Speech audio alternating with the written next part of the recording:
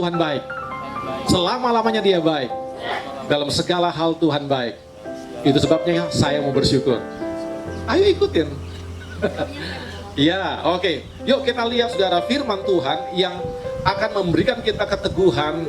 Firman Tuhan yang akan memberikan jawaban bagi kita tentang bagaimana kehidupan kekristenan. Kekristenan itu adalah sebuah kehidupan yang seharusnya real. Karena Tuhan mau kita hidup sebagai orang-orang Kristen, sebagai orang-orang percaya yang memberikan dampak kepada dunia ini. Mari sama-sama kita membaca firman Tuhan. 2 Petrus 1 ayat 5. 2 Petrus pasal 1 ayat yang kelima. Saudara baca firman Tuhan ini dengan kuat-kuat. Yang di rumah juga boleh baca. 2 Petrus pasal yang pertama ayat yang kelima. 2 Petrus 1 ayat yang kelima. Yuk kita baca sama-sama dengan kuat. 1, 2, 3. Justru karena itu kamu harus dengan sungguh-sungguh berusaha untuk menambahkan kepada imanmu kebajikan dan kepada kebajikan pengetahuan, ya, saudara, kepada imanmu kebajikan dan kepada kebajikan apa? Pengetahuan.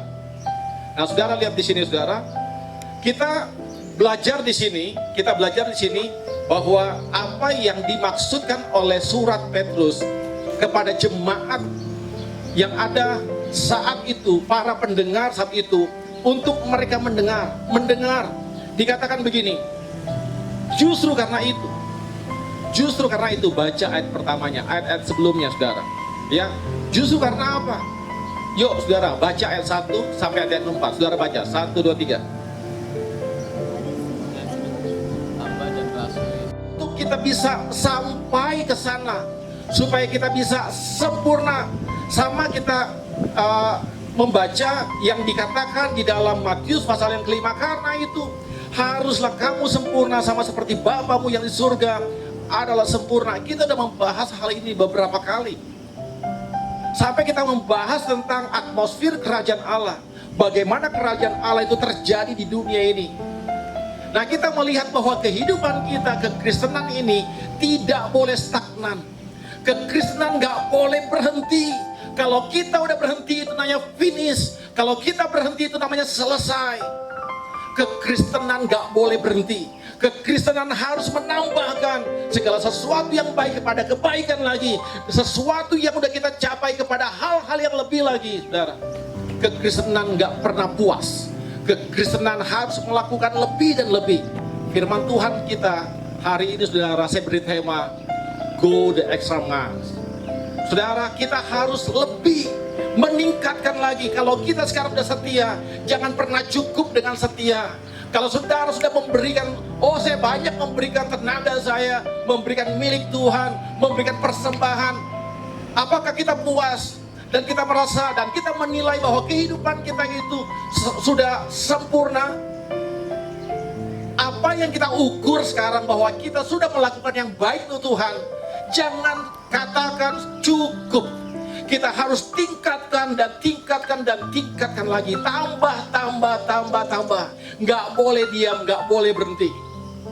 Amin, saudara. Siapa di sini yang mau katakan aku nggak berhenti? Sebagai orang Kristen, kita nggak boleh berhenti. Saya mau katakan, saudara, kalau kita mau belajar, belajarlah dari Yesus. Itulah model kita. Kekristenan, modelnya adalah Kristus. Kalau kekristenan lain dengan Kristus, saya katakan itu bukan Kristen, itu Kristen palsu. Ada begitu banyak orang-orang menyebut dirinya Kristen tetapi palsu. Kekristenan yang benar adalah kekristenan model Kristus, karena Kristus itulah Kristen. Dari namanya itu lahirlah kata Kristen. Orang-orang yang mengikuti, orang-orang yang sempola, orang-orang yang memancarkan, memvisualisasikan Kristus, itulah Kristen. Itu sebabnya saya katakan bahwa kekristenan itu sama dengan, bukan beda dengan Kristus. Kalau kita beda, palsu. Kristus sejati itu sama. Emas dengan imitasi itu beda. Emas dengan emas itu sama. Itu sebabnya saudara, kita harus tahu bahwa kekristenan itu diajar untuk keras terhadap daging ini. Kita nggak boleh diam. Kenapa? Karena sifat kita adalah dosa. Sifat atau natur kita, Roma 7 mengatakan kita bersifat daging, manusia celaka. Di dalam diriku nggak ada sesuatu yang baik, semua jahat. Nah, itu sebabnya kita harus lihat di ayat 25, syukur pada Allah oleh karena Yesus Kristus. Saudara, lihatlah di sini bahwa kekristenan itu adalah sebuah anugerah. Kalau saya ini adalah orang yang jahat menjadi orang baik, bukan karena saya baik, tetapi karena Tuhan baik yang membuat saya menjadi orang baik. Bukan karena saya, tetapi karena Tuhan. Itu sebabnya sadar dan terus menerus sadari. Kalau kita bisa baik, apa yang kita lakukan itu udah baik, lakukan lagi dan sadari bahwa itu bukan karena engkau, tetapi itu karena Tuhan mau engkau lakukan seperti itu. Kekristenan gak boleh berhenti, kekristenan gak boleh stagnan, kekristenan harus terus melangkah dan terus melangkah. Kekristenan itu harus progres, kekristenan itu gak boleh berhenti, kekristenan itu gak ada finish. Finishnya nanti. Mengapa kita gak boleh berhenti? Kenapa kekristenan itu nggak berhenti? Terus melakukan hal yang baik, ditambah lagi yang baik, ditambah lagi yang baik, ditambah lagi, sampai sempurna sama seperti Bapamu di surga adalah sempurna. Kita nggak mengatakan kesempurnaan itu hanya berbicara satu hal, tetapi kesempurnaan itu berbicara keseluruhan, secara holistik, dibahas, ya, dilakukan, dipahami. Secara keseluruhan, gak satu hal saja. Tetapi ada begitu banyak orang udah merasa puas. Wah, aku setia di gereja ini, aku yang paling setia. Aku anak muda paling setia. Dan aku paling semangat karena namaku semangat. Keluarkan hal-hal yang masih tersimpan di dalam dirimu. Karena apa yang sudah engkau tampilkan, belum semua engkau tampilkan. Dan itu tersimpan di dalam kemampuanmu. Dan itu semua yang ada di dalammu adalah milik Tuhan yang Tuhan sudah kasih kepada kita ketika Dia membentuk kita. Ketika Dia menciptakan kita, Dia sudah memberikan semua itu. Berikanlah itu untuk Tuhan. Amin. Kalau kita tahu bahwa segala sesuatu kemampuan kita dalam milik Tuhan, semua hal-hal yang baik kita bisa lakukan, lakukan yang lebih, jangan lakukan yang setengah. Baik tetapi setengah baik. Yesus pernah mengatakan pada murid-muridnya, dasar kalian ini orang-orang yang kurang percaya. Artinya mereka percaya Tuhan kita mau tenggelam, udah ketakutan. Kamu ini orang-orang yang kurang percaya, marah, jengkel Tuhan. Mereka percaya sih, tetapi Yesus katakan kurang. Kalau kita percaya 99%, satu tidak, itu artinya kegagalan untuk sepenuhnya percaya. Aku udah setia, sangat setia. Tetapi ada satu hal, satu titik dalam kesetiaan itu milikmu, bukan milik Tuhan. Ini aku. Gagal. Semuanya Tuhan punya. Berikanlah untuk Tuhan. Katakan lagi. Kita harus tahu bahwa semua itu milik Tuhan. Orang yang kena corona, udah selesai hidupnya. Mobilnya ditinggalin, rumahnya ditinggalin, istrinya tinggalin, anaknya tinggalin, suaminya tinggalin. Yang mati siapa ya? Kok si istrinya? Ya, kalau suami yang meninggal, istrinya tinggalin. Kalau istri meninggal, suaminya tinggalin. Semua ditinggalkan, nggak ada yang dia bawa apa-apa, nggak ada. Tetapi Tuhan minta, hidupmu adalah miliknya. Potensimu adalah miliknya. Benar nggak kita lakukan untuk dia semuanya? Kalau enggak, berarti itu satu itu mungkin milik kita, bukan milik Tuhan. Gagal. Kegagalan seperti ini kita belajar. Hendaklah kau sempurna sama seperti Bapamu di surga adalah sempurna. Kita belajar bahwa tingkatkan, tambahkan. Kalau sekarang masih kurang, tambah lagi sesuatu yang memang itu adalah hal-hal yang lebih baik dan tingkatkan. Bagus kalau saudara percaya, tingkatkan kepercayaanmu. Bagus kalau saudara setia, tingkatkanlah kesetiaanmu. Bagus kalau saudara seorang yang suka memberi, tingkatkan saudara. Saya melihat ada banyak dan masih banyak orang yang memberi lewat hal-hal yang kecil. Memberikan persembahan misalnya. Saya nggak bahas tentang persembahan, tetapi saya mau kita tingkatkan hal-hal yang baik. Misalnya, jangan pernah memberi dengan kegemasan. Uang dilecek-lecek kasih untuk Tuhan. Jangan. Pergilah ke bank, pergilah ke toko, buang uang dilecek-lecek, beli, aku mau beli itu, uang dilecek-lecek. Marah dia. Kok uang dilecek-lecekin sih? Kita koreksi diri kita.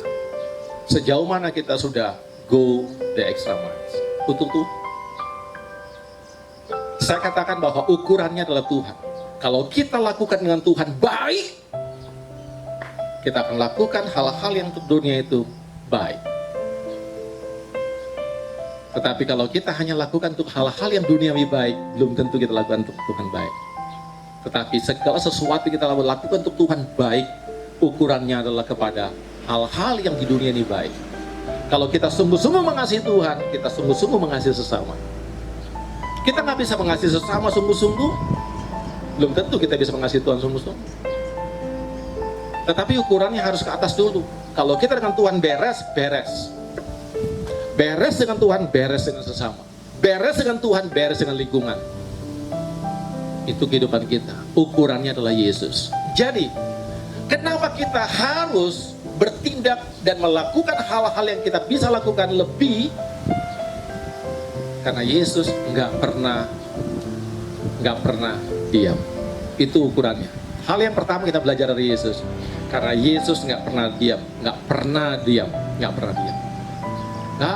Dia terus bekerja. Itu sebabnya slogan, bukan slogan tetapi pengajaran dia selama hari siang. Wajib kita bekerja.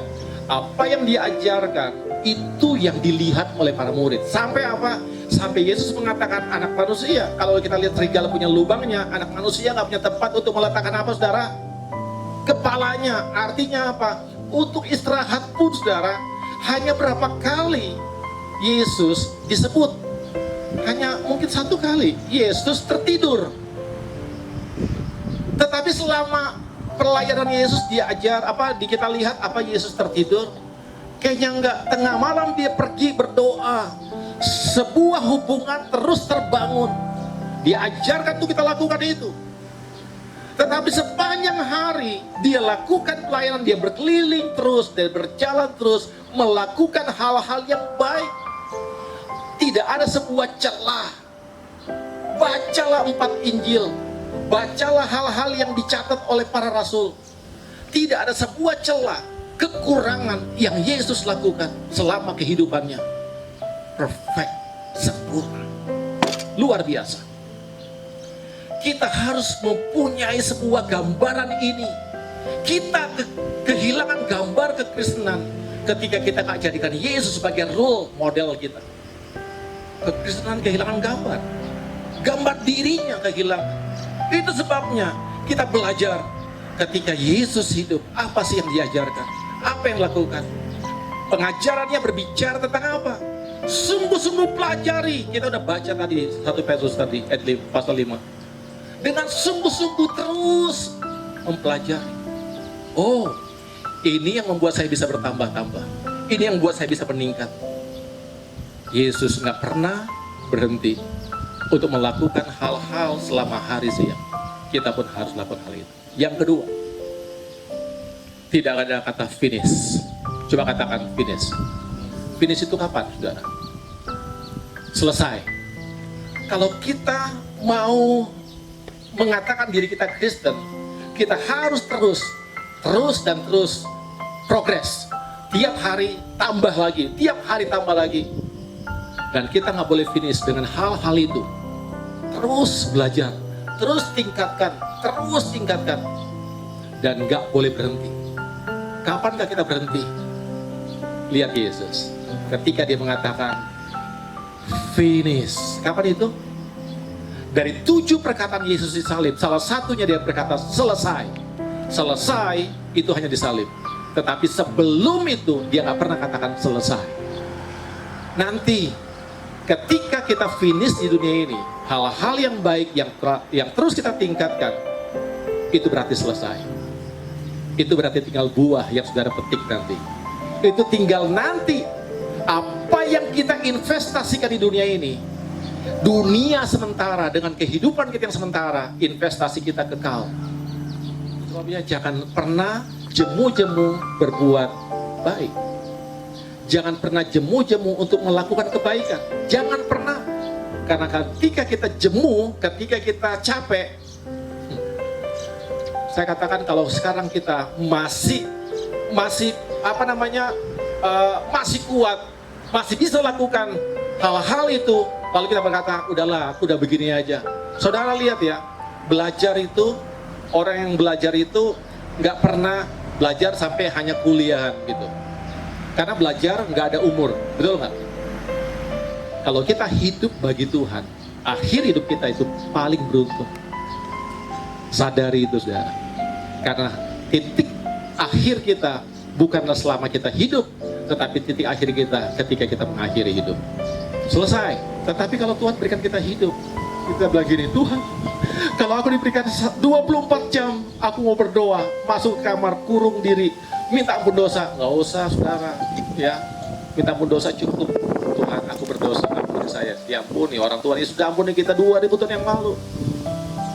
Apa yang kita harus lakukan? Andai kata itu Tuhan berikan kekuatan, dalam kekuatan seperti ini besok selesai, mau bersembunyi dalam kamar atau mau keluar, atau apa yang kita mau lakukan? Saya percaya tidak akan tidur, tidak akan bisa berpikir mau makan lagi, tidak akan berpikir untuk mau pacaran, tidak akan berpikir untuk mau simpan uang di bank. Yang dia pikirkan adalah bagaimana aku berdampak sepanjang 24 jam ini. Betul? Kalau Tuhan memberikan kita hidup, bukan berarti bahwa kita hidup terus. Ada satu saat kita finish. Tetapi finishing itu, saudara, nggak semua orang sama. Ada orang finishing yang well, ada orang finishingnya itu nggak baik, saudara. Artinya apa? Seluruh potensinya tertanam di dalam kuburan itu. Dia nggak memberikan itu. Dampaknya ikut tertanam.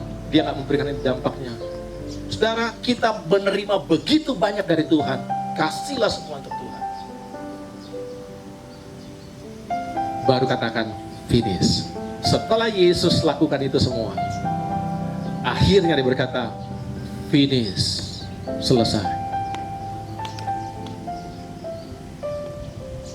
Yang ketiga, terakhir, mengapa kita nggak boleh berhenti?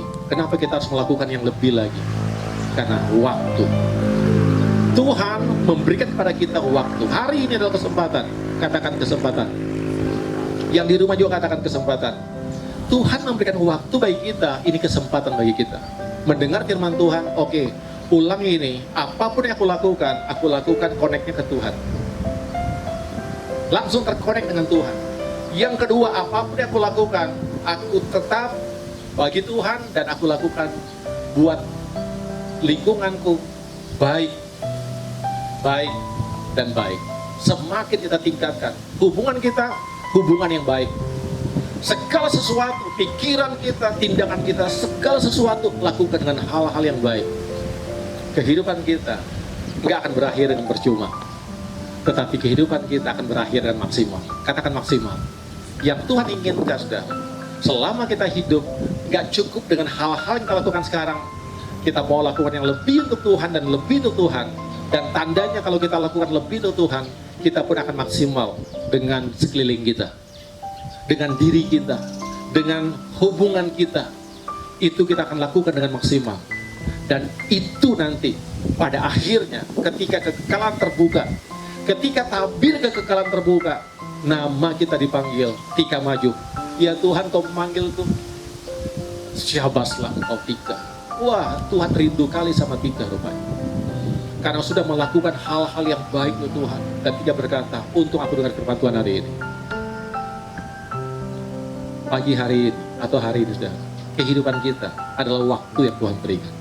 Coba katakan kiri kanan, kehidupanmu hari ini adalah waktu yang Tuhan berikan. Kalau Tuhan berikan waktu untuk kita, gunakanlah. Ya, hadapilah hal-hal yang buruk, hal-hal yang sial, hadapi dengan hal-hal yang baik. Ganti kesialan itu dengan hal-hal berkat. Jangan hidup sial, bilang sial lo, apa lo, sial lo. Udah, kehidupan seperti itu nggak benar, saudara. Jangan pernah mencaci orang ketika orang mencaci kita. Atau kita pun yang memulai kata cacian itu. Ini kehidupan seperti apa? Model apa? Kekristenan itu gaya hidup Kristus. Modelnya Kristus. kata-katanya itu Kristus. Kalau engkau mau marah, marah dosanya. Kalau engkau mau benci, benci dosanya. Jangan pribadinya engkau tekan. Kiranya Tuhan memberkati kita untuk menjadi orang-orang yang semakin dewasa, semakin mempermuliakan Tuhan. Musim corona kita nggak bahas corona, kita bahas tentang pertumbuhan iman kita. Kedewasaan itu melihat bahwa hidupnya bukan karena gini ya, saudara lihat, aduh corona, aku di rumah aja. Kalau memang kau di rumah, engkau bisa memuliakan Tuhan dengan benar, lakukan itu. Tapi kalau itu menjadi alasanmu karena corona, saya katakan itu dosa. Kalau engkau bisa bersekutu, ayo bersekutu. Alkitab mengatakan kau jangan jauh, menjauhkan dirimu dari persekutuan orang-orang benar. Kiranya Tuhan memberkati kita untuk menjadi orang Kristen yang terus melangkah, go the extra mile. Lakukan yang baik, dan gak cukup baik tetapi sangat-sangat perfect. Sangat-sangat semangat bagi Tuhan. Amin. Semangat. Amin.